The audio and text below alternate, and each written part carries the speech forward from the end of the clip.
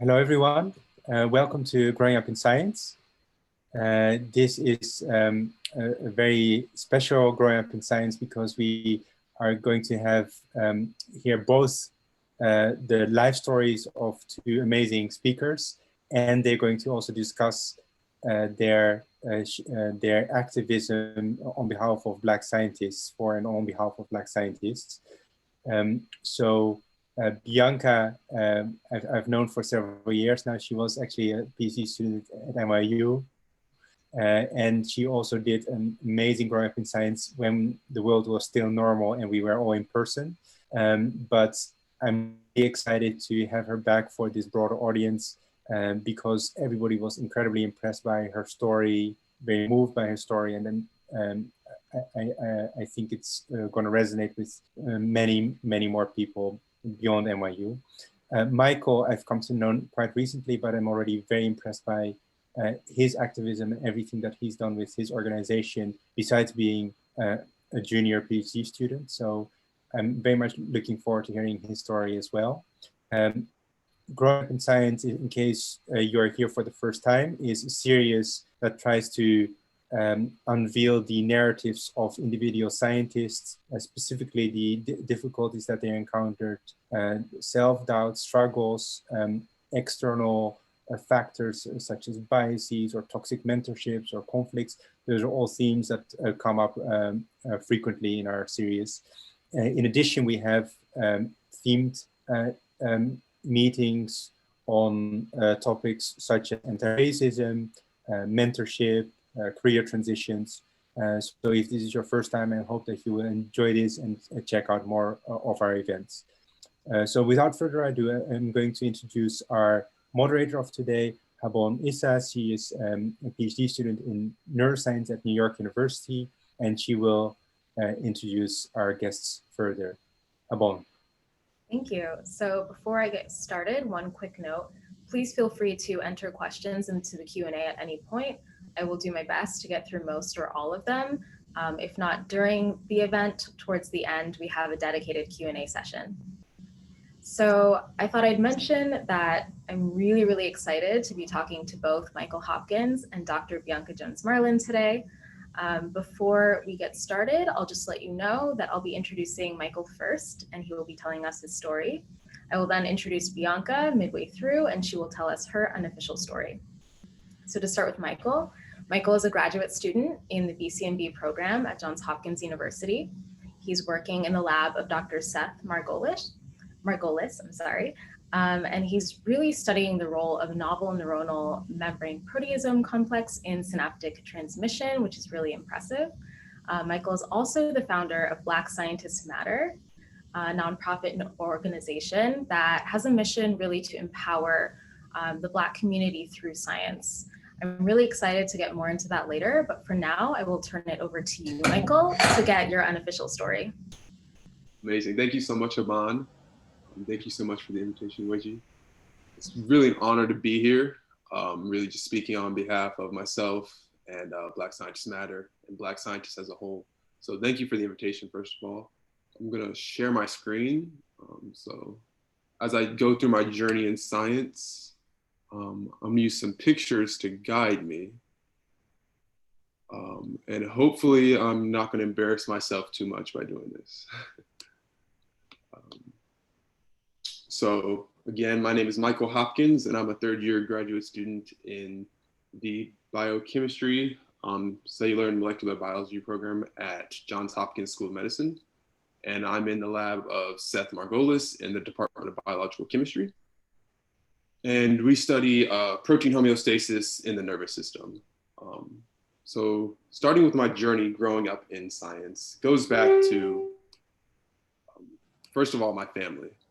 So I was born the youngest of 4 children to Kim and Eric Hopkins. I'm originally from Raleigh, North Carolina. And I was in a very tight-knit, supportive, loving, and caring family. Being the youngest of 4, I think watching my older siblings grow up, going through their own trials and their own errors, really allowed me to hone in on key observation skills that I think helped me become a better scientist. So I think that's really where some of my first ability to learn and observe from my surroundings began. And as I said, we're a very tight-knit family. And I spent a lot of time with my siblings growing up. And I also want to take this opportunity to just talk about privilege and what exactly that is. So I mentioned I'm from North Carolina. I grew up in a 2-parent household.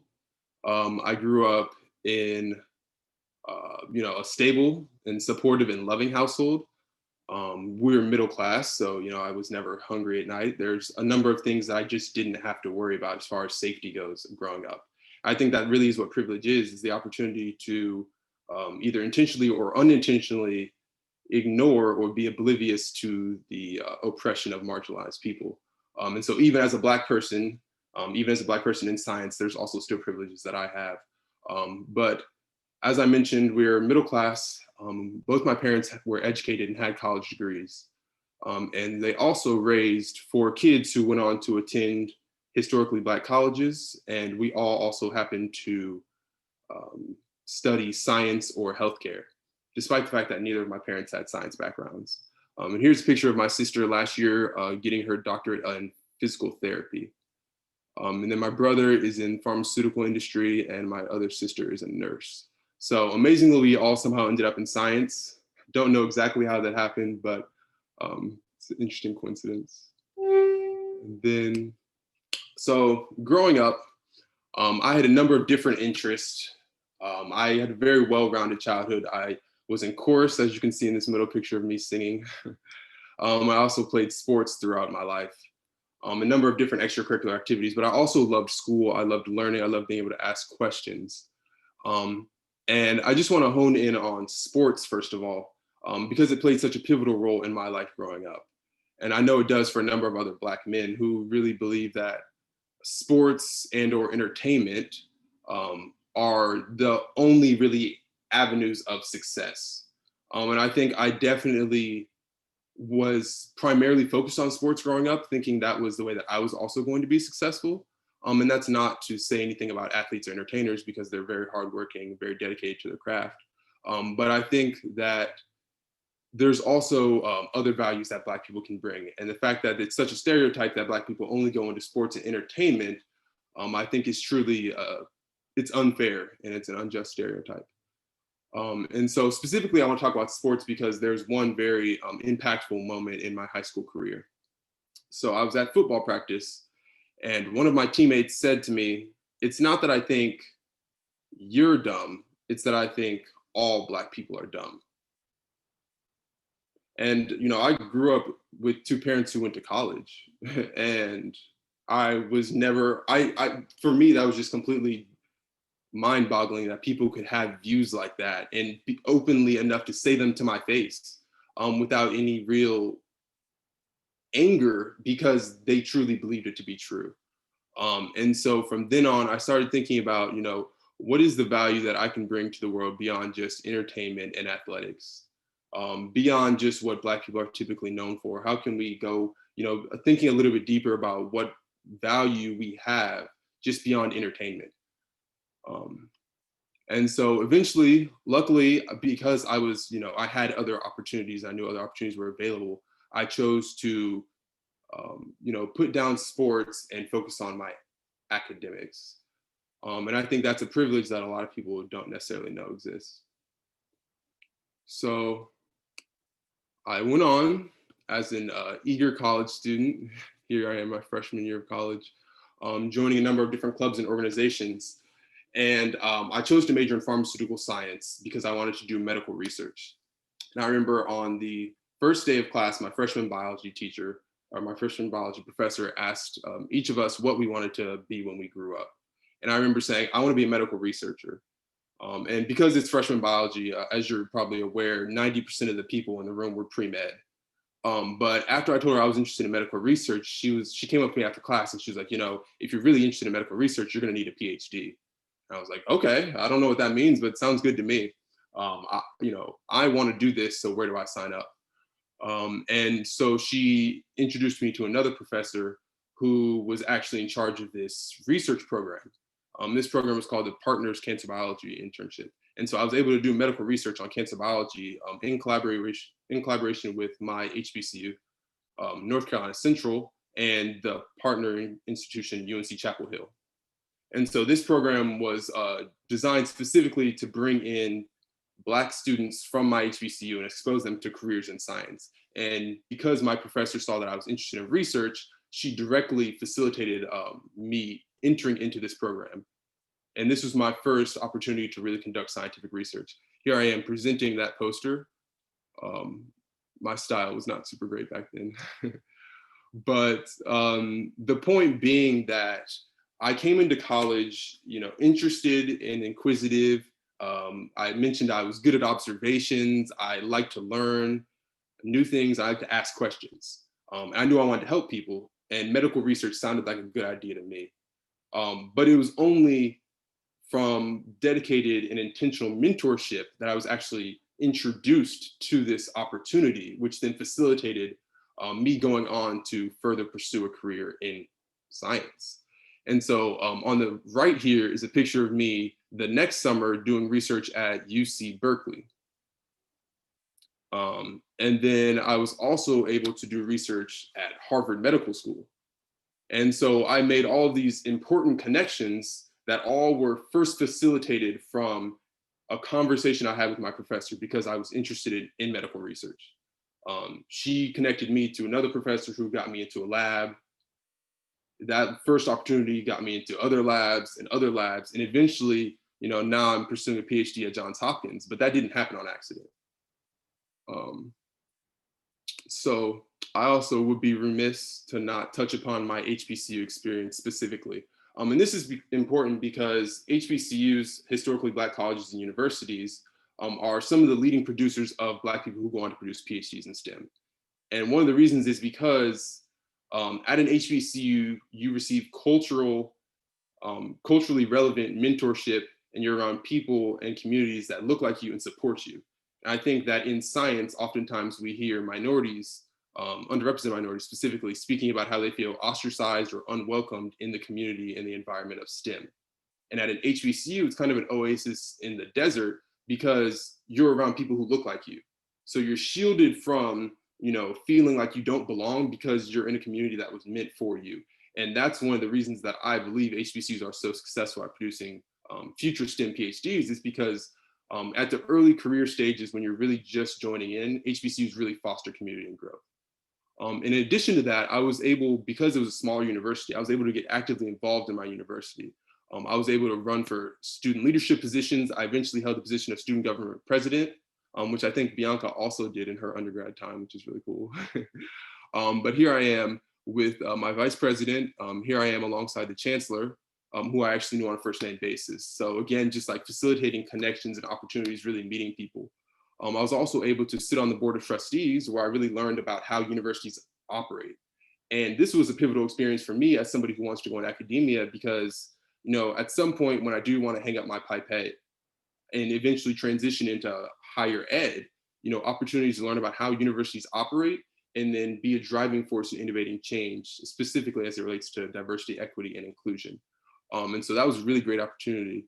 And then I was also able to join a fraternity, make lifelong friends, and truly have a well-rounded college experience beyond just being able to do research and really excel academically. And so I think there's really a lot we could learn about HBCUs and how to foster diversity, equity, inclusion in science. Side tangent. And so I mentioned science and diversity, equity, and inclusion and what exactly that means. So here I am presenting my first research poster at ABRCAMS, which is the annual biomedical research conference for minority students. And at this conference, I really realized how big the world of science was. I saw grad schools from all over the country recruiting. I saw students from everywhere. If anybody as an undergrad has ever been to ABRCAMS, you'll understand how big of a deal this conference is because it's one of the first times you'll see thousands of people who look like you doing what you want to do. Who are, it never ceases to amaze me. Like, we may be thin when we're all spread out, but when we all come together, you realize how supportive of a community it really can be. And so I go on to say that the diversity, equity, and inclusion in recent days has gotten a lot of interest. It's gotten a lot of traction. A lot of people are talking about what exactly it means, how we can better facilitate it, how we can fight white supremacy in academia and in science as a whole. But for me, diversity, equity, and inclusion is a lot deeper because I wouldn't be here without it. It was only from the concerted effort of these programs that really wanted to foster community, that really saw that there's an underrepresentation of Black students, and came to me. You know what I mean? They came to me at my HBCU and introduced me to research. They funded that research. They provided opportunities, networking, and mentorship. And it allowed somebody who was just interested in medical research but didn't really know what that meant to go on to do research at Harvard. And to eventually pursue a PhD at Johns Hopkins. And so I just listed a couple of the organizations that I was a part of while I was in undergrad. And all of these organizations are the reason that I'm here today. So DE&I to me is a little bit deeper because without it, people like me won't have opportunities. And I think we're just as deserving. I think we're just as capable. And I think it's a matter of the systems and the powers in place to make sure that those opportunities are brought to the people who need it the most. And then finally, on that note, I just wanted to show a picture of 4 of my best friends while I was in college. We met my freshman year. We studied together. We supported one another. We took notes for the other people when we missed class. We supported each other in all of our dreams and all of our goals. And we were actually part of the this Lewis Stokes Alliance for Minority Participation program, which funded our endeavors at North Carolina Central.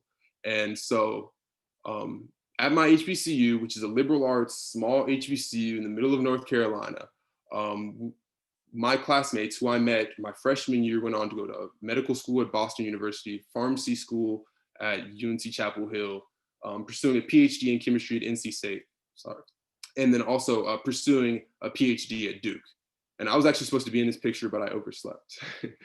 But I say all that to say that this is, again, this community, this bond, this concerted effort to make sure that otherwise, just regular people really have opportunities to do great and extraordinary things. And just what an opportunity it was to be a part of that while I was at North Carolina Central University. And I will also say that I think that transitioning from an HBCU to a predominantly white institution definitely contributed to my rough adjustment to graduate school. And so I mentioned all of these wonderful organizations that really supplemented and facilitated my growth in science. And I realized that there was an opportunity for me to also contribute as well. A lot of those organizations are larger. I think they have a lot bigger mission. But I think that one thing that really didn't exist at the time was something that was really youth-led and youth-driven, with the energy that I think only youth can really bring. And so I decided to found Black Scientists Matter in 2017 as an opportunity to really facilitate connections and community and to empower Black people pursuing STEM education. And it really started just as a t-shirt. Let's start a mission, let's start a brand, let's start a movement, Black Scientists Matter. It was in the wake of Black Lives Matter, the larger movement, really just about the inclusion and the value in Black lives. And so Black Scientists Matter is a spinoff of that, specifically as it relates to scientists, because we know that Black people are more susceptible to environmental poisons. They're more susceptible to a lot of different health issues. And Black people have been exploited by science and medical research. And so it's important that there are Black scientists who are able to advocate on behalf of Black people in these spaces and conduct research that specifically helps the Black community. But in addition to that, there's also Black people in science who need support and who need encouragement. And so I founded this organization in 2017, and it really just took on a life of its own. I think once I created a platform, there was many people who just showed up and supported it, believed in it. I just show you a couple pictures of what people have taken this brand and helped it become. I know science Twitter is super popular at the moment. We're not on science Twitter yet, but you can follow the movement on Facebook and on Instagram at Black Scientists Matter. and just continue to stay up to date on what exactly we're doing. I think that Black Scientists Matter to me, once I realized it was a movement and once I realized it had traction, there was really an opportunity to make a difference. And so I realized that once I've created this platform, I have to do something with it. And that led me to launch a blog series where we really advocate for Black people in science. We support and we showcase, we broadcast, we provide opportunities for Black people in science, and we advocate for those people so that we can further maintain the mission of empowering the Black community through science and science education.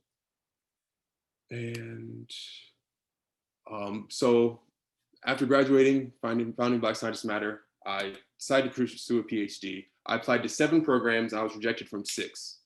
And during interviews, I was specifically discouraged from pursuing graduate school. There was one interview specifically at NYU where a professor made it clear that if I was to come to NYU, I would struggle, and that they didn't necessarily believe that I had what it took. And despite that, I decided to continue pursuing a PhD, and I was accepted to Hopkins. So luckily I was able to go to grad school. And when I got to grad school, I barely passed my first class. It was biophysics. And then the second class I took was macromolecular structure and analysis, and I failed.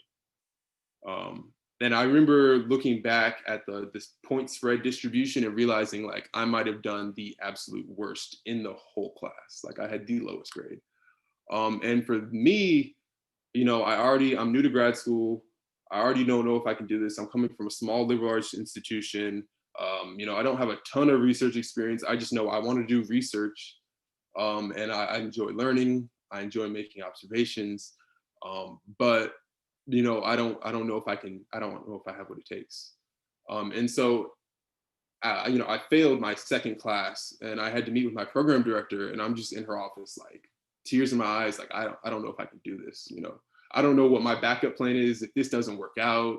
You know, and in that moment, you know, I was really at a low point, and you know, I realized that science is not easy for anybody. Grad school is not easy for anybody. But in the moments where we're at our lowest is really our opportunity to show our most strength. And so I decided to, you know, keep pursuing. I eventually retook the class and I passed with an A. And it showed me that I can learn the information and I can do this, and I do belong.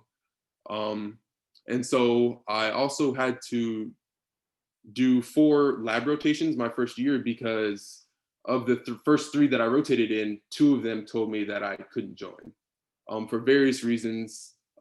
Some space issues, you know, maybe it just wasn't a good fit. But I understand now how that was actually a blessing in disguise to be told that I couldn't join those labs. But in the moment, it felt like rejection. It felt like they didn't want me. It felt like I didn't belong. It felt like I couldn't do this. And as a first year graduate student, that's probably the worst thing you ever want to hear. Especially as at the same time I'm failing classes and I'm questioning whether I belong, as any grad student does, but compounded by the fact that I'm actually failing.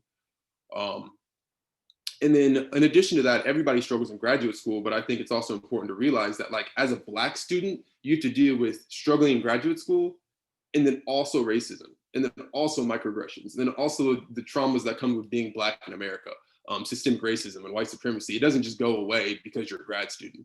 And so I think it really compounds and ends up making the experience a lot more difficult for Black students. So imposter syndrome means a little bit different to marginalized and underrepresented people. But through that adversity, I realized that there was a silver lining. And I eventually met my advisor here, Seth Margolis, who's just, first of all, an outstanding person and an even better mentor. And he's supported me in everything that I do. He's, you know, even with Black Scientists Matter, he's like, you know, how can I help? We have talks, just discussing life. We talk about politics all the time.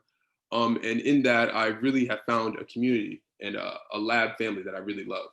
And it just goes to show that, you know, you can feel like you're being rejected, but, you know, the acceptance of somewhere that actually wants you and actually values you and sees you for more than just your productivity is worth so much more. And so, you know, through the adversity of my first year in graduate school, I was also awarded the GRFP, the NSF fellowship. And then in my second year, I applied for the Gilliam as well and was also awarded that. And I think that those are important lessons because in my first year, after I just failed, these classes, I'm getting rejected from labs, and I was really looking for this award to tell me that I belonged in science. I was really looking for that external validation. Like, if I don't get this, what does that mean? I need this to feel like I'm really doing something. And I think that the lesson from that is, what if I hadn't got it? Does that mean that I don't belong? These are competitive awards. There's a lot of very qualified people applying. Sometimes you not getting it is not a slight against your character. It's not because you don't belong. It's not because you're not worth it. Like, you can't take every success and failure in science personally. And in life, you can't take it personal because as we know, 90% of experiments fail. So if you're looking at a successful experiment to determine your worth, you're going to be unhappy 90% of the time.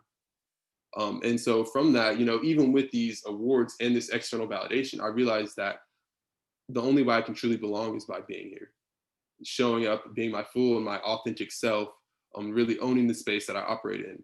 And there's no external award or validation that's going to make me feel like I belong. And so in conclusion, I just want to say that a solid support system can take you further than your own abilities ever will. And that's starting with your family and your friends, your mentors, professional and impersonal, your advisors, your confidants, people you just go to vent to. But understanding that you can have many, many mentors across many different spheres, and really using those to make sure you build a solid support system so that you feel supported, and that you can be your best self. People who really advocate for you when you're not around and make sure you're being put in a position to be successful. Also, you don't need that external validation to feel worthy. You don't. Even if you get it, it won't make you feel any better. There's a certain amount of awards and grants that we do need for careers, and I think those are important, but placing your worth on those, it's a recipe for failure. And then diversity doesn't just happen. It takes a dedicated and concerted effort. I'm proof of that, and I can say that the results do not lie. And if you really want to make a diverse space, you really have to create atmospheres and cultures where diversity is valued, not just accepted. And then also, as you make spaces more diverse, you have to make sure they're also equitable and inclusive. And that's really the job of each and every one of us in science. So that's where I'm going to end off on, and I'm going to hand it off to Bianca. Thank you, I'll say quickly, so much for that truly inspiring story. I had no idea about so much of that. And I think there's a lot to learn about not only what you were saying today, but what you wrote in your official and unofficial stories. In particular, one thing that I wanted to ask before we move on, you were really eloquent about describing the fact that, Black trainees, other trainees really just need a chance. And part of that is acceptance, part of that might be giving an award, but another part of that is just the atmosphere. And you definitely talked about your transition to graduate school. Did you feel a lot of pressure, whether maybe there was a lack of diversity or for whatever reason, thinking that there might be people expecting you to potentially fail, or thinking that you're representing so many people? And how did you navigate that pressure in addition to imposter syndrome? Was there like an aha moment, or did that come sort of organically? It's a good question. So to your first point, I would say, actually, I'll answer the second part first. As far as navigating imposter syndrome, I don't think any of us ever fully defeat imposter syndrome. I think it's always going to be lurking in the back of your mind. It's constant battle internally, because I think a lot of times we are our own biggest critics. And so every time you start to inch forward or make a little progress, there's a voice in the back of your head telling you, like, maybe it's a fluke. Maybe they meant to give it to somebody else. Maybe you really don't belong. Maybe you really are a fraud. And I think that we're all constantly battling every single day to make sure like that we're silencing that voice and really just allowing ourselves to be the best that we can be. And then can you repeat the first part of your question again? Yes, was a part of that pressure during your transition, just like imagining what other people could possibly be thinking of your performance alone? Right. I think that a lot of times underrepresented minorities tend to put the burden of their entire community or their entire support system on their back. Um, and they really feel additional pressure to succeed because, there was honestly, you reminded me of something. I remember thinking, in my first year, if I fail another class or if I end up flunking out of this program, I wonder how that's going to contribute to people who recruit from HBCUs moving forward. Will my program look at a student who applies for my university next year and say, oh, well, maybe they're not as strong or rigorous academically because we saw that Michael didn't do well when he got here. That was something in the back of my mind that I did think about. But I think that at the same time, that's too much of a burden for any one person to hold. Sometimes you just have to take the weight off your own shoulders because no one person can hold the weight in an entire minority group or entire demographic. And I know we feel like that because a lot of times we're the only people in that space, but it's not realistic and it's not fair. So I think you just have to give yourself grace in that regard because, your success or your failures are personal, and you don't speak for the entire race. Excellent. We do have a couple of questions specifically about your story, so we will also answer those. The first is an anonymous attendee that says, amazing story. I'm so amazed. What specifically was the most impactful thing that pushed you to keep going during the lows? Because I didn't come from a family of quitters.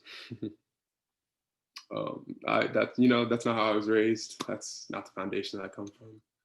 I think that, it was really about just remembering my why. Why am I here and what am I trying to accomplish? I remember thinking at one point during my freshman year or my first year of graduate school, if I can't do this in science, then I can't go around saying Black science matter. if my Black science career doesn't matter to me, then Black scientists can't matter as a whole. So really taking it personal, this matters. I have a support system. I built a community. There are people who are really rooting for me to succeed, who really believe in me. And the work that I'm doing is too important for me to just give up because it's hard. And so, because grad school is not meant to be easy. Getting a PhD is not going to be easy for anybody. It doesn't matter who you are. So just understanding that, strength comes from adversity. And, we're only as strong as our weakest moments. I think really it also taught me to be vulnerable and to be open about failure. As somebody who I went to a smaller school and it felt like I was a big fish in a small pond for a lot of my undergrad career. So I think it was humbling to understand, there's sometimes things you're gonna have to work out a little bit harder. Sometimes the curve won't work in your favor. And just how do you move from there? Awesome. This last question for now, the person wrote, oh, there are a couple, okay. But the first one, I was sad to hear that you were told by so many institutions that you wouldn't survive graduate school, but also celebrate that your current advisor gave you the chance and took you in to mentor you. And the rest is basically asking what you think this says about the culture of STEM and the politics of what constitutes a strong application. Because as admissions get more and more competitive, there's just more and more exclusion. So can you kind of speak to what people think makes a person someone who will do well in grad school and your perception of that based on your experience? That is an amazing question. I think that this goes to a lot of what we deem to be in science meritocracy, where we think we're looking at the value of an applicant based on their holistic application, how much research they've done, where they published, who they studied with, who wrote their letter of recommendation.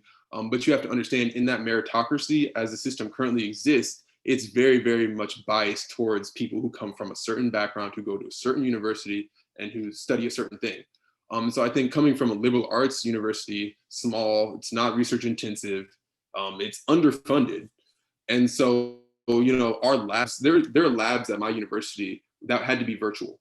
We had to learn what we were doing virtually, or sometimes we wouldn't have the reagents for everybody to pour Western blot.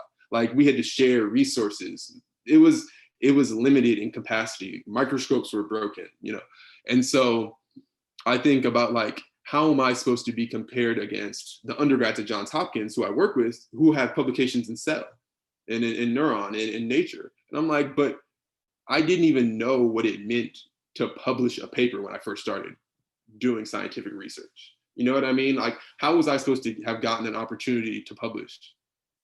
When was that going to happen? Coming from where I came from to now, like, luckily I was exposed to research and I got some experience, but then, you know, we look at this meritocracy and we say, okay, well, we're looking for a year of research. Who is able to do that research? Is it funded or is it not funded? Is it volunteer? Is it a part of the curriculum? Are you coming from a research intensive university? Because at that point, then you're still biasing who you're selecting from.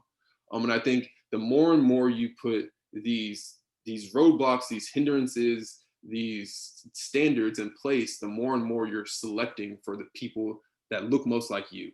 Because you know that your way worked, so you think it'll work for everybody. It's now become the blueprint. And so everybody in science, it becomes a monolith, basically. And I think what always amazed me the most is that a PhD is a training degree. And a lot of the experiments we do, a lot of them are not technically that challenging, like pipetting liquids in tubes. How hard, anybody can pipette, but like thinking about the experiments on a deeper level, that can be taught. Analyzing the data, how to ask questions, those can be learned. And so for me, I'm like, couldn't anybody become a scientist with the right training? And if a PhD is about training people, then how much should you have already trained before you get to a training stage? And then you start asking about, like, what does that training look like? How do we get that to people? And if you're coming from underrepresented groups, like, there's just more and more barriers to getting to that opportunity. And all you're doing is creating more and more gatekeeping. And I think the system is working as it's designed, and it's to keep out underrepresented and marginalized people. And I think when we think about meritocracy, we have to understand that that doesn't come without context, and that meritocracy is typically very whitewashed. Long tangent, but that's my answer. Excellent. You spoke to some of the questions that are continuing to come in, and we'll certainly circle back. Thank you for that. Now, I am excited to introduce Bianca Jones Marlin. Excitingly, Bianca is an incoming assistant professor of psychology and neuroscience at the Zuckerman Institute at Columbia University. Her lab is set to open in 2021, and here she will continue to study how trauma in parents is passed down to their offspring through epigenetics. Bianca is also a notable science communicator, and most recently, as we were talking about at the beginning, was featured in a short film about her life and her research titled Breakthrough: The Trauma Tracer. This was screened very recently during a watch party hosted in collaboration with Black in Neuro and Science Friday. So welcome back to NYU, at least virtually, and I will hand the floor to you for your story. Thank you so much. Thank you for inviting me again. I want to say again, first and foremost, I'm not sure, Weiji and Hebon, how you guys matched Michael and I, but I'm going to tell a story that mirrors Michael's almost to a T, terrifyingly enough, because I think I'm a little bit older and somehow it's the same exact story. And that doesn't make me nervous. It makes me so excited to tell my story because it means that people can find resonance in stories. I found resonance in your stories as a senior postdoc. And so it's going to be comical when I go through my list, how much of that is reflected and what we can learn from these experiences. And I also want to say just thank you for growing up in science. I did my PhD at NYU with Rob Frumke. And I remember getting the email when Reggie first started the Growing Up in Science, and there was the official story and the unofficial story. And I was moved to the point of tears. I asked earlier and he said it was 2014. I don't know if you remember this, but I'd sent you an email like, you may not know me, my name is Bianca, thank you so much for this. Because it hit at a time when I needed to hear that unofficial story coming from a PI. And you may also know last time I did my Growing Up in Science at NYU, I bawled like a little baby. And I'm gonna try not to do that this round because I can't see faces. I don't know who's in the audience. It makes it a little bit more awkward. But I think it also has to do with the fact that I feel so strongly about the science that I do, my story, how important it is. And I'm proud of where I came from and where I am now. And so thank you so much for setting up Growing Up in Science. Yeah, I feel very proud about doing this today specifically because as earlier stated, I'm starting my lab here at Columbia and it's hitting at an important point because only as of the last 48 hours, I've also received my first piece of racist hate mail. And I say first because it's probably going to be the first of many. And you can go from such a high where you're like, I'm walking into lab today, I'm in my office where I'll be starting my lab next year, and get something so small that knocks you down so small. It makes you feel really bad. And it was as I was preparing for the Growing Up in Science that I read my unofficial story, and it gave me another breath of fresh air, because this is just another little piece of the story that is going to end up being a better Growing Up in Science when you guys invite me back in another 10 years. And it's not the end all. And although it's a voice that came very loud in my ears, I have to remember that my voice is equally as loud, if not louder. And if I'm giving power to this voice that came to attack me, why not give power to myself? And so I'll start off at that point, and suck it up and not cry like a little baby, and then tell you about my my journey. I'll share my screen.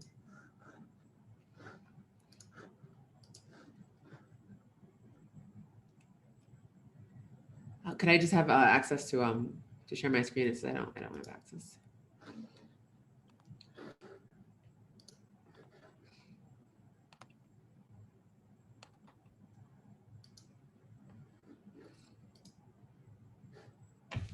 Sorry. Should be okay now. All right, thank you.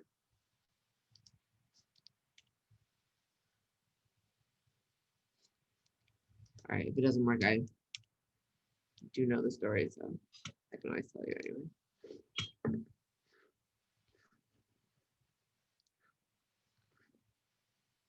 Okay, great.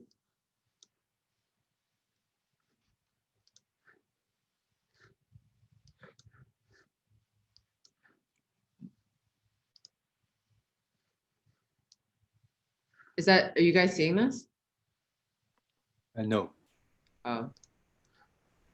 All right, I'll try one more time. If not, like I said, I know the story, so I can just tell you off the top of my head.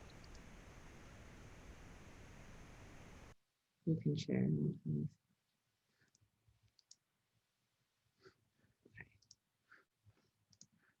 Yes, working. Great. You guys are seeing like the presenter view, right? Yes. That's annoying. All right, let me try one more time.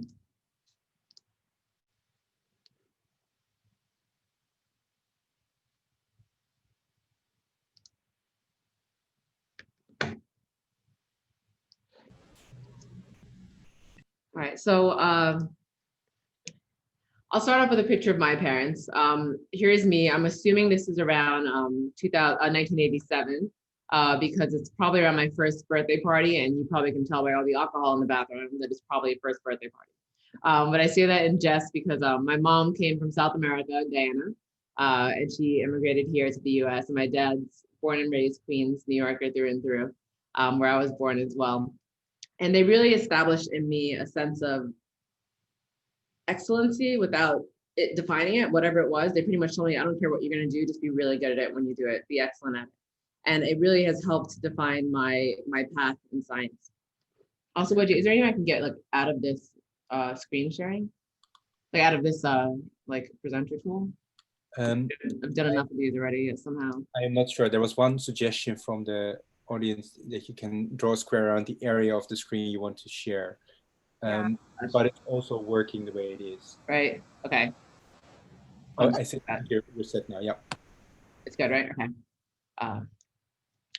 Great. And so I'm the first in my family to go into higher education.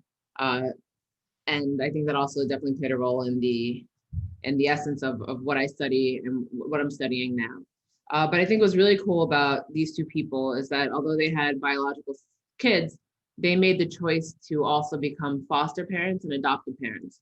So little Bianca here grew up with a really diverse range of people in our home, where I got to have siblings who had come from different backgrounds, had different experiences, but we were all like siblings under one roof. And only as an adult do I realize how much of that influences my science now. Because back then you just like, you have more siblings, which makes your life more fun.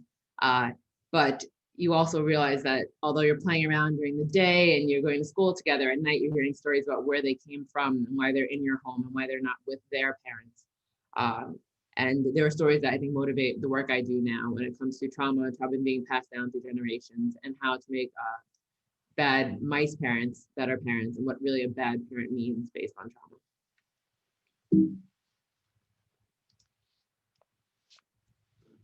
Here's a picture of me in high school nerding out.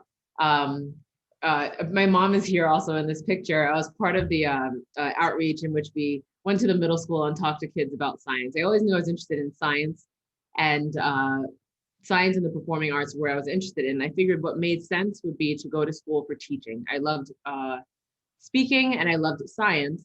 And so the best way to combine those two would be to go into education.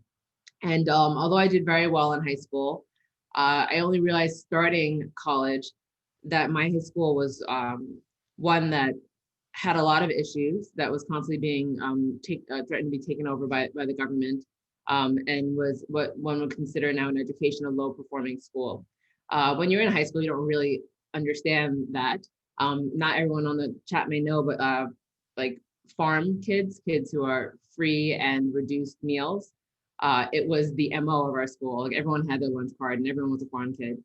Am I frozen? No. There we go. And so it was only when I went to college I realized how different my background was coming into college compared to others. Nonetheless, I did very well in school, and when it came to college applications, pretty much what they do in our school is they enroll us into if we have enough grades and did well in the Regents, they enroll us into the community college, which is great because it gets a lot of kids like actually one foot into college. But I decided I didn't want to go to Suffolk Community. I went to school in Long Island. And so I got a pamphlet in the mail for St. John's University, and I decided to apply there because the application was free. That's going to be a theme that comes up constantly, but also something I talk about now as faculty, making sure things are accessible. I really did a lot of my decisions. A lot of my decisions were based on like how much something would cost, whether it's time or money. And I think it's something we definitely can't forget when it comes to recruitment. And so I applied for and got into St. John's University. And here's a picture of me at graduation, but it wasn't like I applied and then I graduated. It was not like that at all starting there. I had heard about NYU actually at the time. I remember looking at the website and I knew Harvard existed. And when I spoke to my guidance counselors in the high school, they were like, Harvard's really expensive and NYU is too big, you'll get lost. So I didn't apply to those schools. I applied to the community college in St. John's. And I was like, okay, well, I mean, they didn't say no to this, which means I'm gonna be fine, I'll do well. And I did pretty well the first trimester, and I was just looking for a job because I also needed to like make sure I was maintaining my my small scholarships I did have and doing well. And so I was walking in the biology department and I saw a flyer on the wall and it said, would you like to have a full fellowship? And I was like, yes, I want to go to college for free. That sounds amazing. And so I went to a program that was called Initiative for Maximizing Student Diversity, Student Development, IMSD. It was coupled with the McNair Scholars Program, as you see on my graduation lapel there. And what the programs did is they said, if you're interested in biology and research, you can get a PhD. And I guess some of us had like a weird look on our face. Like, does everyone know what a PhD is? And I tell the story, but I still think it's so comical because now I have one. But I was sitting in the room and everyone raised their hand and I was like, I had no clue what it meant. I had no clue what it stood for. And then they said a doctor of philosophy, and I was like, "Oh, this is a wasted meeting. Like, I don't want to do philosophy." Only to find out that I can do biology and education together, and I worked in a lab. And so I worked in a fungal genetics lab for 5 years. I did a victory lap in undergrad because I dual majored in biology and adolescent education, and I studied fungal genetics. And while I was there, I was doing a program. So Ronald McNair and IMSD allowed us to do summer programs, similar to what Michael was saying. And so I did a summer at Vanderbilt University that following summer, and it was just a great time. I got to learn a little bit more about science. But that fall semester came back around, and I did not have the finances necessary to secure my housing on campus. And I figured, like, surely they'll give me a buffer. They'll wait to the 15th until like my check comes in, and then I'll be fine. And I lost housing that semester. So St. John's is in Queens. I'm all the way in Suffolk County, Long Island. And by that point, I had so many siblings, my room was given away. Like I couldn't just go back and live back at home. So I lived with relatives here and there. I stayed with friends, but it was a very hard semester because I was doing about like 3.5 to 4 hours of commuting every day while taking Orgo. So those of us in the chat know that like organic chemistry within itself could really knock you out while trying to maintain my job and my fellowships. And my GPA dropped below a 3.3 that semester. I almost failed Orgo. I passed, like barely passed, like a D plus, because plus is just offensive, but it was like a D plus. And I lost my fellowship. So not only did I not have housing or the finances necessary from research, but I also like did not have a way to pay for college.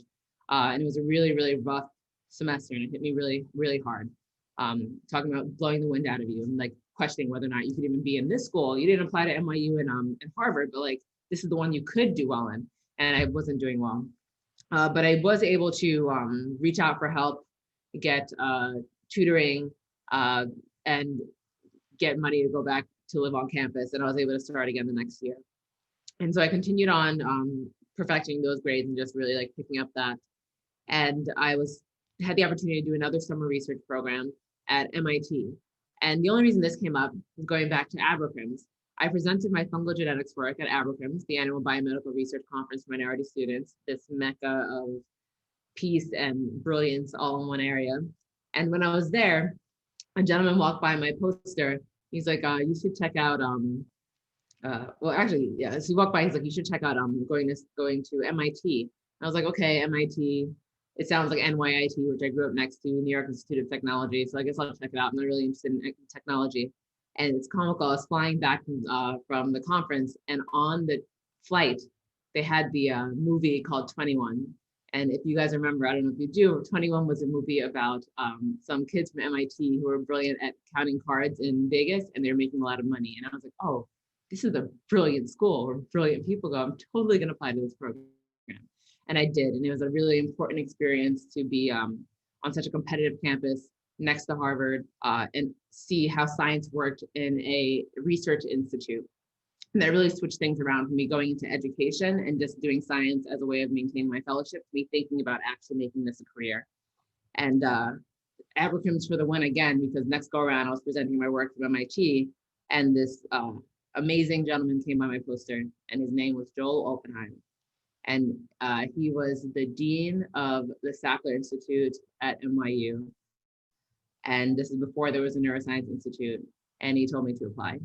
And similar to applying for college, where I applied to 2 places, when it came to grad school, I applied to 3. I wouldn't recommend it, but at the time, as earlier stated, I looked for places that had like a free application, as well as like something that made sense, like I had some type of connection with them. And I applied to 3 schools. It was Princeton, NYU, and UCLA. It got interviews at all 3. Got rejected from Princeton, and I was like, oh, I'm never going to be in an Ivy. This is horrible. Comical now that I'm here. But I got accepted to NYU. Am I frozen? I got accepted to NYU. And I thought this is the beginning. I've solidified this, I've secured this, and so I'm good. And I started in a lab of Robert Funke. So here's a picture of one of our rats. I was doing in vivo whole cell physiology. Well, I was doing behavior first. I wasn't doing in vivo whole cell physiology. Rob told me to lay back on that, and he'll have a postdoc do that part of the project. But once again, I think something repeated in which I got in, I thought I was settled, and then foundations hit, which is a course we take first year at NYU. And I passed by the skin of my teeth. And it was just a really hard time, really hard year. And I did a few rotations and was rejected from a few rotations. I was told I didn't have the ability in math to do well in one lab. I was told that I wouldn't be able to fit space-wise in another lab. And then that I actually took another student on in my cohort, my very small cohort. There were a lot of blows that really just like hurt my confidence. But one I think that really hit me the most was the first week of grad school. We were all hanging out, and all of my colleagues and I, and we were standing around in a circle introducing ourselves, and one of my colleagues said, well, Bianca, the only reason you got in is because you're Black. And it was a compounding of like being new, being in a different environment, and then having someone say that and not knowing how to respond. And going back to what I said in the beginning when I first started talking, where sometimes other people's voices can be louder than our own. And I heard that, and I think I heard that voice loud for probably 4 years into my PhD. So every class that I didn't do well in, every foundation test that I barely passed, every cell that I tried to patch that just like slowly like leaked out of my pipette was just like, what are you doing here? Why are you still trying to make something like work that's just not going to work? But it wound up working and I did pretty well. Here's a picture of the lab. Rob is here. for those of you who are at NYU. And these are people who worked on the Oxytocin Project and how much the Oxytocin Project has grown since there. I will say that one part that really was a spin in this experience of grad school was I asked Rob to start patching. So patching is when you record from single neurons in an anesthetized animal. And he was like, oh, you know, leave it to a postdoc. So he hired a postdoc to do it. The postdoc started doing it. She was like, no, I'm not about to stale your life. Like, I'm not going to do this.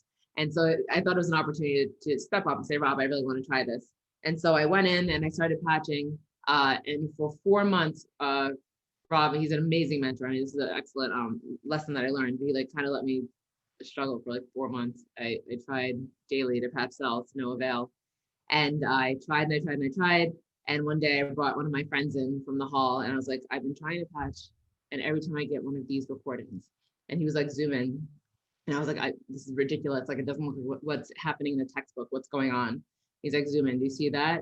That's an iPSC, like IPSP. Like you've been recording this whole time, but it just doesn't look like the textbook. And so you've been not throwing with this data, but like not thinking that this is real data.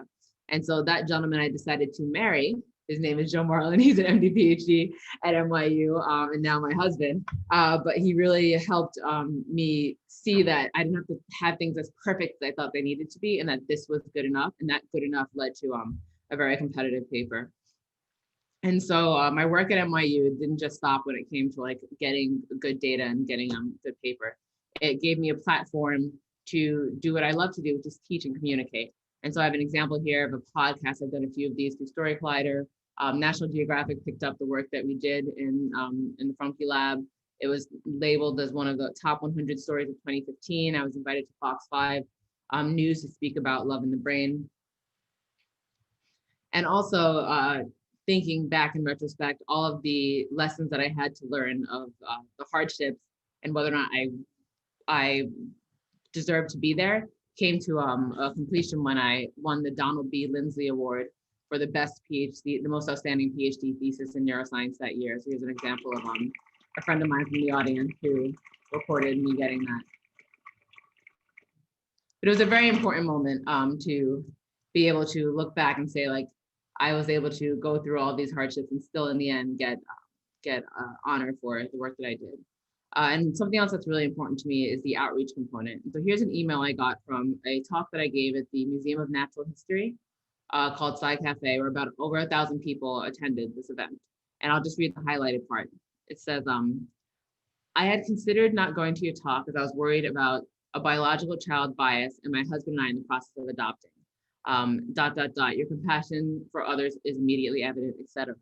And it's one of the emails that I get many of these, but it just brought such peace knowing that the hardships that I went through in the small area of science in the basement when I'm doing 2-photon work and all the late nights actually has an effect on people. So when I can go out and speak about my science, it can actually inform people, inform their decisions, and possibly change their lives. And I do believe that wholly for everyone's story in science. And so, as earlier stated, I'm now starting my lab at Columbia at the Zuckerman Institute, where I'll continue to study how trauma is passed down through generations. And I have worked with an amazing team here, my undergraduates and technicians that I'm working with, and Clara, who just started, who I'm continuing to work with now. And here's my family, my daughter, Sage, and my son, Emery, and my husband, who are constant reminders of why I'm doing what I'm doing and why I'm studying what I study. And I'll stop screen sharing. Thank you. You're welcome. Yeah, thank you for that, also brave and inspiring story.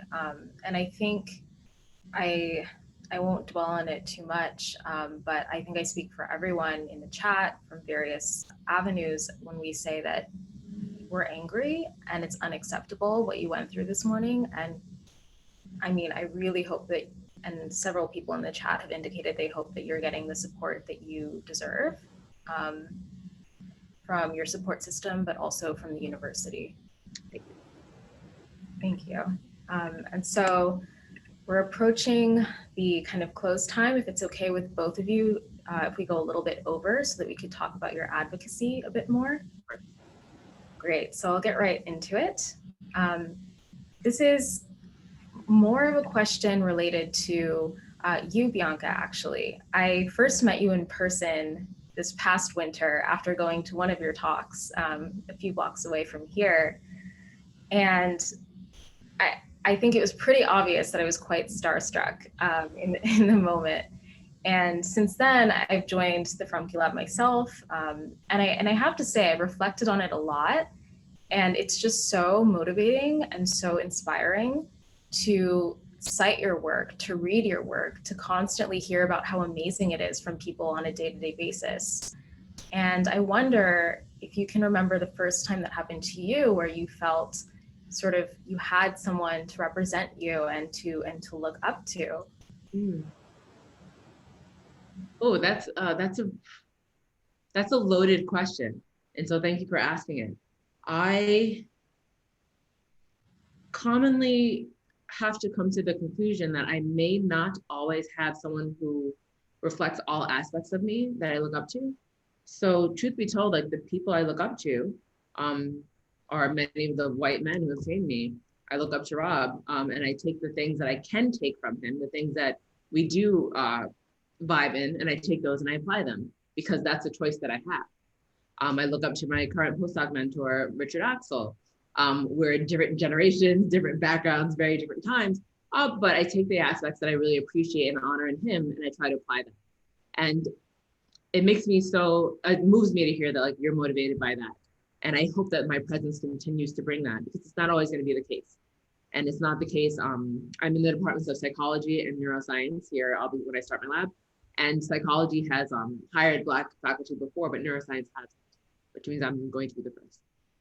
I don't have the option to look up to someone at least in that facet. So I have to find other ways to make that work and then establish myself so that others can do the same.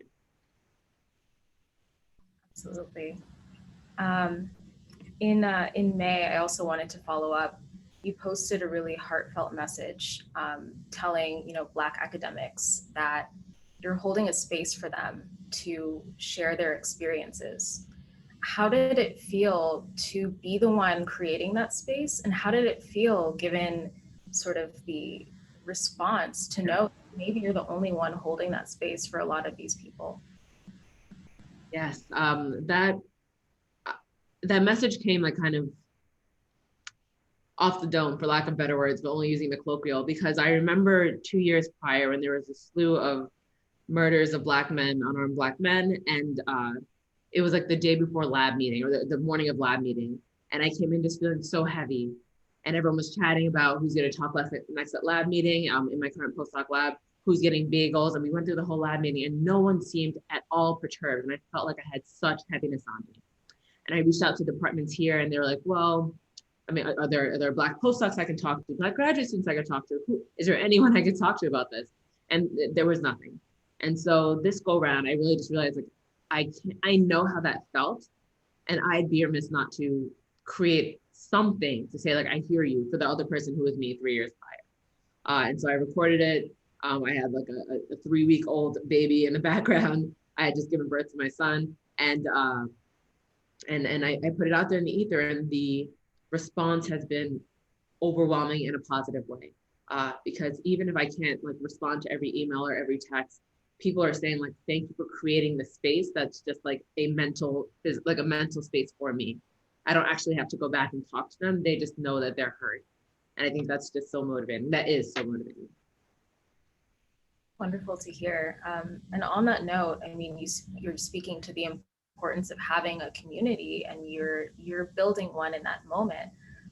Also for you, Michael, you have built a community with Black Scientists Matter. And I wonder, you started it in 2017. Can you tell me a little bit about how it was around the time you were starting grad school, like building this up, and how you were able to attract so many members of the community? So I honestly, when it comes to Black Scientists Matter, I think I had the easiest job, which was just to be, to start it. And I think that at the time, at least to my knowledge in the communities that I existed in, nothing like it really existed to the extent. I think now there's a lot more organizations, especially on Twitter, doing a lot more of this work. But for me, it was like I saw a need and I wanted to help, you know, because I knew that I would need community in my career, and I wanted to build that community for other people as well. And so from there, it was just like an idea, you know, an initiative. And then from there, people, you know, supported it. They saw themselves in it. They wanted to be a part of it. And I think it just continued to grow from there. So I always say my job is just to give people a platform, and what they do with it from there is really up to them. Awesome. And a question from, let's see, Marcel, a grad student in their second year. How do you both, I think it's a question to both of you, sort of balance this like advocacy and also science? How do you do it all and do it all so well? You want me to go first? Sure. Okay. So I would say, first of all, there has to be a hierarchy, and like my job, graduate school, my work in lab has to come first. Because advocacy work won't help me if I am not in a lab or I am not in graduate school. You know, I'm only given this platform because of the work that I do, and it's up to me to continue to produce that work to create the platform. And I think if you look at the hierarchy, like, you know, Dr. Marlin could be an amazingly successful grad student solely dedicated to her work and do so much for the Black community. In addition to advocating just through her work without having to start another initiative or to go on beyond, you know, just being who you are in a space and being successful at your work can open up avenues and opportunities for other people. And I think that you're only given that platform to bring in other people based on your success. So just making sure that you prioritize your own success first and then advocating for those who come after you next, because you can't do both at the same time. And you can't advocate for other people if you're not advocating for yourself. Once again, like, thank you. That's an excellent response. And I mirror what Michael's saying, and sometimes I break that rule. My advocacy is my science. My science is my advocacy. I've been asked, am I going to march today for this? Am I marching my butt right into lab to get this data so that I can support the work that I'm doing? But I will say 2020 has changed that mentality for me. I've put science aside because I know that science can't continue to go on until we address fundamental issues that are getting in the way of myself and my science and the science of those that I mentor. And so although I believe that, especially as trainees, we need to make sure we focus on our work, I'm allowing myself the ability for right now to say work has to be put to the side, because I'm continuing to work on my work. And I look back at my career and I say, I got all of these cell nature and science papers, but I didn't stand up for the struggling students, struggling postdocs, and struggling faculty. I'm not going to be proud of the work that I did, no matter how many publications I have. And so it's essential to put your science first. And now that I've allowed myself to put my science first for so long, I'm taking the stance to say, I'm also putting advocacy first. And I'm also taking the time to give these talks and to stand up and be seen for other graduate students and postdocs and undergrads and everyone to see that I'm here and I exist, because that's part of the work that I need to do as well. It's amazing. That's amazing. Yeah, and I believe this will be another open question. Can you both speak to what makes a good mentor, particularly a mentor that realizes the extra challenges that students may have to go through? And how do you also, as an extension of this, want to sort of improve upon some of the things you've seen in the past? So I think that the first sign of a good mentor is that they tailor their mentorship to their mentee. So no two students are the same, no two advisors are the same, and the relationship between the two will never be the same. So it has to be adaptable, it has to be changeable, it has to be flexible, and it has to provide opportunity for growth. I think it needs to, specifically underrepresented minorities, research has shown that support systems and specifically like having more structure in your graduate studies will lead to better outcomes as far as completion to degree and publications. So really making sure that you have a mentor who knows that you're going to have specific needs and who tailors their mentorship to you, as well as somebody who's advocating for you when you're not around, who's somebody who's your biggest fan, and who makes sure that they want to help you get to the goals you set for yourself and not just the goals they have. Because I think like PIs have their own careers to also think about. But your success is their success. And so if they're really dedicated to being a good mentor, they're going to empower you to be the best that you can be. And it'll eventually feed back to them also being the best they can be. And I'll just add that mentorship is a relationship. And we may not always be paired with the mentor that's best for us, because just like relationships, we're not always going to, marry the first person that we date. And when you choose a mentor for grad school and postdoc, you're kind of lasting longer than the majority of marriages, depending on how long your PhD is. And so I think a lot of it has to do with mentoring on both sides, being able to mentor up, to say, I know I may be new, I may be a different type of person you've mentored. This is what I need. This is what I need to be mentored well. And then being as a mentor, listening to that and saying, okay, this is not normally the way I mentor people, but I've heard that there's a request. How can I change the way I mentor to cater to that request? It really is mentoring up and mentoring down, and having that relationship be something that's built. Amazing. This next one is actually also addressed to you specifically, and it's from Maya. It reads, Dr. Marlin, you've been really adept at building your name and brand as a scientist. Do you have any advice for young scientists on how to build their own platform? Thank you. My platform is built on what I love and want to share what I love. I love the science that I do. I'm passionate about the science that I do, and I'm excited about sharing that with people. And so what I did in graduate school, like every opportunity probably to Rob's chagrin, every opportunity I had to share that research, I did. Whether it was talking in middle schools and high schools, or like science weekends, or the brain weeks that we have. I always spoke about my research, and that really is what I think revved things up.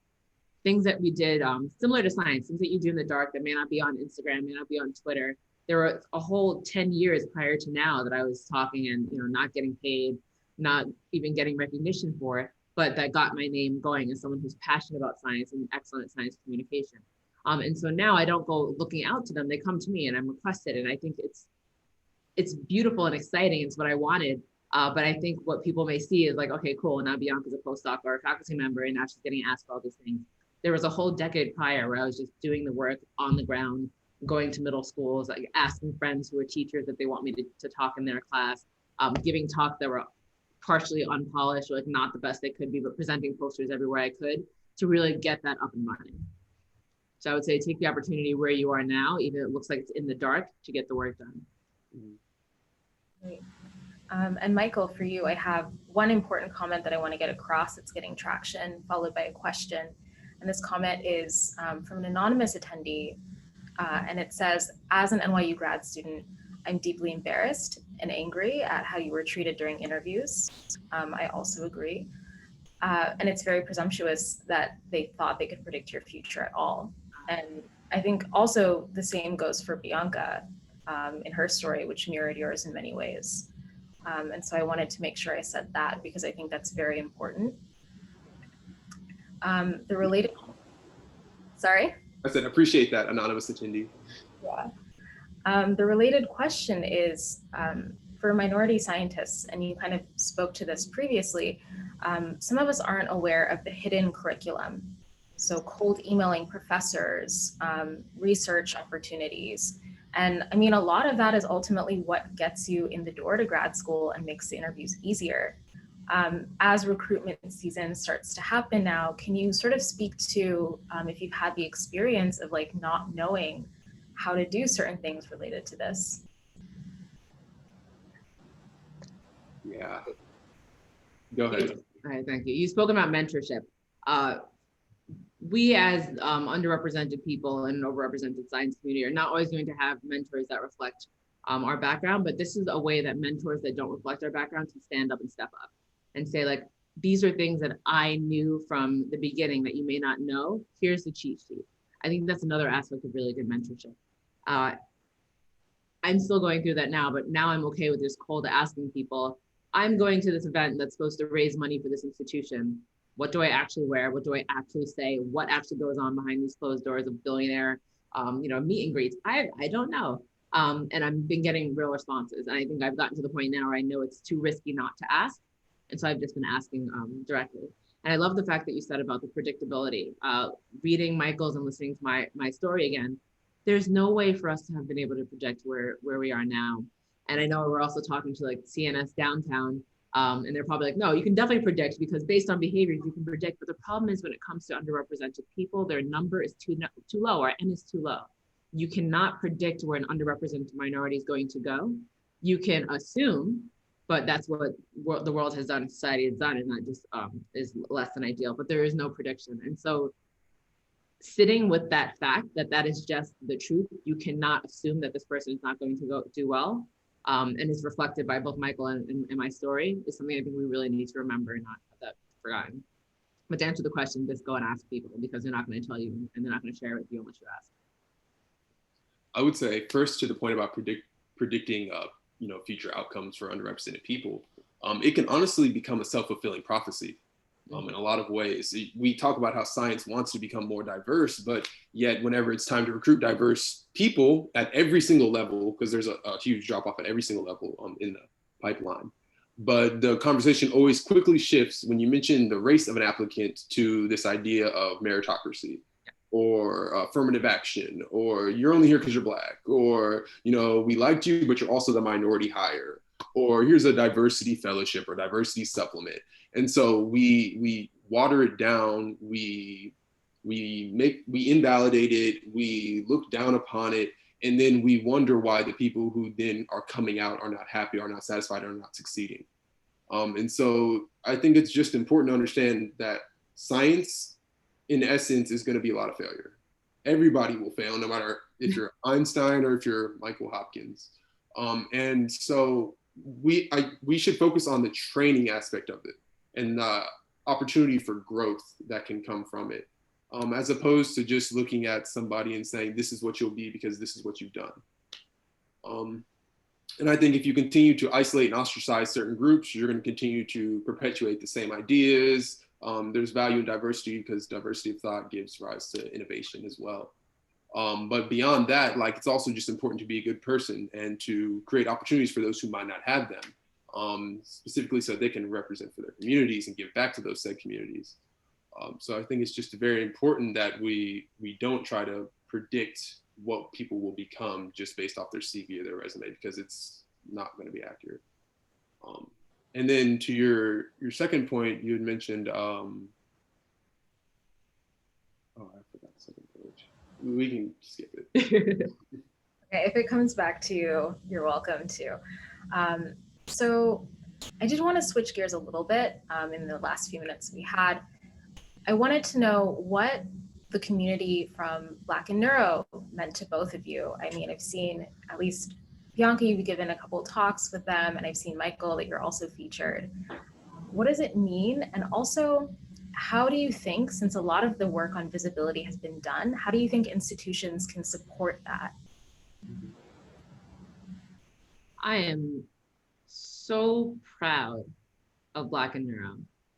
Black and Neuro is run by trainees. Mm-hmm. Black and Neuro has done in the span of 5 months, what institutions have talked about for decades. Black and Neuro pays their speakers money above and beyond what I've seen when I've given institutional talks. So just to take a minute to understand the excellence that's coming out of trainees, creating a space to elevate Blackness, and how great that is within itself, and then putting up walls that stops that same excellence from coming into universities and settings, even if it's the walls of mentality of saying you don't belong here. So we should just all sit with that for a second and look at excellence in the real time, in the making, by Black and also non-Black. Many of the people who are running Black and Neuro are not all underrepresented, people who care, and seeing that excellence. So I'm so proud of them. I don't even remember what your second question was, but Black and Neuro is amazing.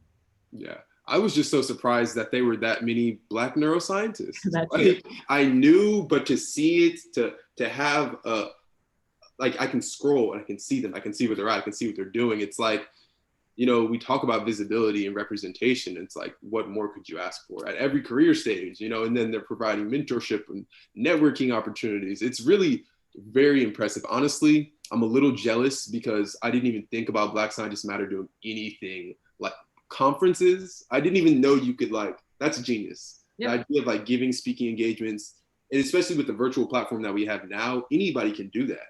And the fact that like there's a group of people who are dedicated to just highlighting Black people in neuroscience, highlighting the inequalities in neuroscience research that have perpetuated racism, and, you know, just the toxic culture of academia. I think it's really impressive. It's amazing to witness and to be a part of. And I think it's really going to be a huge player moving forward. And if anything can be a reflection of Michael's story and my story, I think it's this experience right now of Black and Neuro. Taking a year that is so hurtful, a year that has been so draining, and making something better out of it, that can only come from that adversity. And that's why we need inclusion in science. Because I'm also the firmest of believers that no one can do my research the way I can do my research. No one can do my science the way I can do my science, and no one's going to put their heart into it the way I put my heart into it, because it's a question I want to answer. Even when it comes to, like, we as scientists are always afraid of scooping. No one really scoops you directly in your project. There's always going to be something different. And so to have an experience that leads to something like Black and Neuro, give something that is now edifying the world and other people are copying, is why we need inclusion in science, because my unique experience is going to influence my work in a way that it's not going to be able to influence. No one else will be able to influence it, and that's going to lead to excellence in science. Those were excellent answers. And to end sort of on a maybe happier note, some people are asking how you stay, you know, supported and happy during, especially COVID, in the midst of all of this. Just what have been your sources of relaxation and peace, if that has even come at this time? I'll let you go first, Mike. I have to think about that. Yeah, that's probably the hardest question I've been asked. Yeah, that's fine. I think that this year has been, one thing that's kept me grounded is knowing that the entire world has to go through this pandemic together. So even when I'm isolated in my room, you know, by myself, socially distancing and quarantining, like, I'm reminded that I'm not missing out on anything, because we're all going through the same thing. And so my situation's not unique. And that's a little comforting to know. I think it's especially hard to be a grad student in the middle of a pandemic, with the pressures of academia still looming, despite the lack of productivity that we know would come from a pandemic. So I think really I try to be graceful with myself, just give myself room to, it's okay. Like, sometimes just focus on, my mentor Seth always says, like, if you're not good, your science won't be good. And so, like, it's just very important to look inwards, to detox from social media, and just really take an opportunity to just remember that, like, everything's going to be okay. This is going to end soon, one day, and, you know, try to enjoy the time that we can, make the most of each day, and not hold myself to too high a standard if it doesn't go my way. When I got that piece of hate mail yesterday, I called my dad this morning. I told him about it, and his response was kind of like a harsh, like, end. And I was like, well, geez, okay, no hug, nothing. Like, Bianca's gonna be okay. And I say that to say, I think where I get my, like, peace and my peace, especially during this time, is, like, from my family, because my parents didn't go through everything that they went through. My dad wasn't able to attend his high school graduation because white kids in the school threatened to kill him. And that had been going on for 4 years, but they said on graduation, if you show up, if any of the Joneses show up, like, understand, we're already ready for you guys. And like, that was a hurtful to think about, considering I went to my high school graduation. I didn't have to worry about that. My mom now is, like, giving food out in our community because there are people who are so hard hit with COVID so hard financially that they don't have food, and they don't have a way of getting to even the banks to get food. So I happen to just randomly say something on Instagram, people donating money, and now they're buying food for people in the town. And they're making the best of these situations. Like, they're not just, like, sitting in the sadness. And my mom was like, I did not come all the way from, like, impoverished Guyana to come here and have people in the United States I know starve. And so I think it's definitely probably first generation, like, hard school, Black parenting approach to it, but it's kind of like, it is what's happening right now. And so what can I do to make the best out of this situation? Like, I got this meal, what can I do to make the best out of it? Share it so that other people know that if it happens to you, I hear you and I've got you. Knowing that COVID's taking place right now, what's the best that I can do? Take my resources and make sure I'm edifying someone else's life. I should probably text that friend back. I haven't called back and I need to organize my sock drawer. I'm just trying to optimize the things that I can do, considering that I'm home, to make it better. Thank you. I couldn't get to every question, but I should let you know that there are many people who are inspired by you and are thanking you in the Q&A. I'm definitely one of them. Weiji, if you had any other questions, I'll leave it to you. I don't, but I just want to thank you very much for being here and sharing your stories and being so inspiring to many of us. This was amazing. Thank you, Michael. Thank you, Bianca. Thank you. Yeah. Thanks for the opportunity. Thank you. And that concludes our event today. The next Growing Up in Science event is November 20th, when our guest will be Antonino Capitua, an MD PhD from Angola. I hope to see you then. Take care.